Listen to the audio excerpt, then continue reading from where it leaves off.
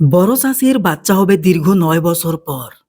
খুশিতে আত্মহারা হয়ে বড় চাচা এক ছাগল জবাই দিয়ে ফেলেছেন।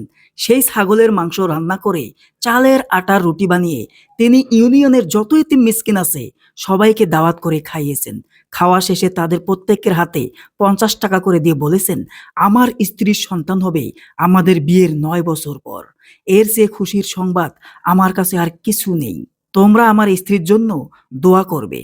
আমার সন্তান যদি সহি সালামতে পৃথিবীর আলো দেখে, তবে তোমাদেরকে আমি গরু জবাই করে খাওয়াবো ইনশাআল্লাহ। এতিম আর মিসকিনরা সেদিন খুশি মনে বাড়ি থেকে দাওয়াত খেয়ে পকেটে টাকা নিয়ে বাড়ি চলে গেল।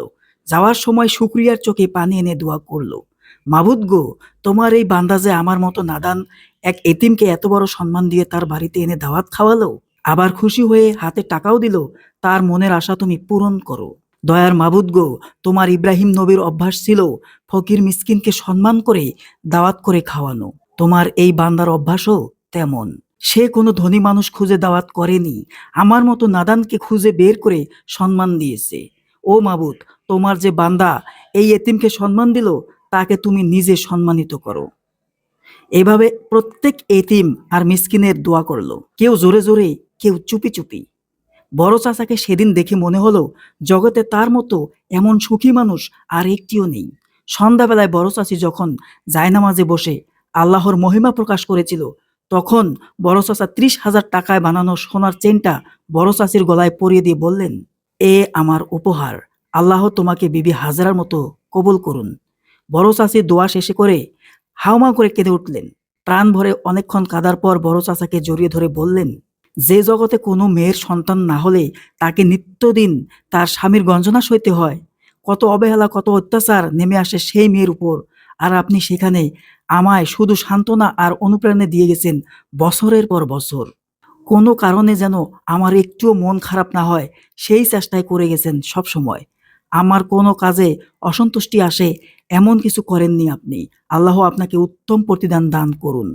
বড় চাচা মৃদু হেসে বড় চাচিকে বুকে টেনে নিয়ে বললেন, রাবেয়া, আমি যদি আজীবন সন্তানহীন থাকতাম, তবুও তোমার প্রতি আমার ভালোবাসা এক বিন্দুও কমতো না কোনো দিনও।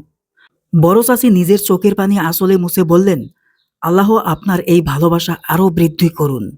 বড় চাচা বললেন, আমিন। তারপর দিন যত যেতে লাগলো, বড় চাচির প্রতি বড় চাচার যত্ন নেয়া তত বাড়তে লাগলো। এমনকি ঘরের রান্নাবান্না থেকে শুরু করে আরো যত গৃহস্থলীর কাজ আছে সবকিছুই চাচা নিজের হাতে করতেন। মানুষ এতে অট্টহাসি হাসতো, বলতো, এমন বেকুব পুরুষ জীবনে দেখিনি।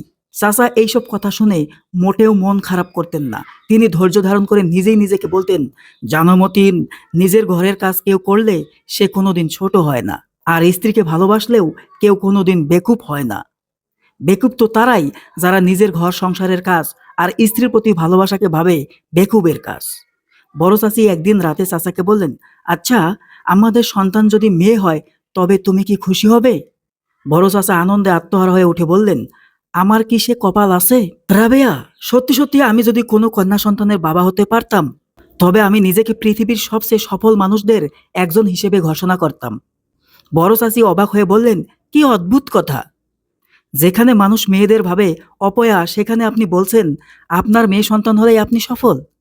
বড় চাচা মৃদু হেসে বললেন, রাবেয়া, তুমি কি জানো না, আমার রাসূল সাল্লাল্লাহু আলাইহি ওয়াসাল্লাম বলে গেছেন, মেয়ে সন্তান তার পিতার জন্য জান্নাত।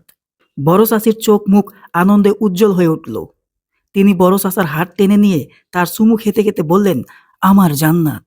চাচা বললেন, মেয়ে সন্তান হলে সে হবে আমার জান্নাতে যাওয়ার সহজ পথ। তারপর সেদিন এসে গেল যেদিন বড় চাচির পেটে অসম্ভব ব্যথা। গ্রামের সবচেয়ে অভিজ্ঞ ধাইমা বললেন, বাচ্চা আছে উল্টা হয়ে, বলা যায় না কি হয়, মা বাচ্চা দুজনই ঝুঁকির মধ্যে আছে। ভাগ্য ভালো হলে একজন বাঁচতে পারবে। সব আত্মীয় স্বজনেরা অস্থির হয়ে উঠল, কেউ কেউ কান্নাকাটি করছে, কিন্তু বড় চাচা মোটেও কাঁদলেন না। তিনি বললেন, সব আল্লাহর ইচ্ছা, আমি তার উপর ভরসা রাখি, আল্লাহ যা চান তাই হবে। সেদিনও সবাই চাচাকে বলল বেকুব।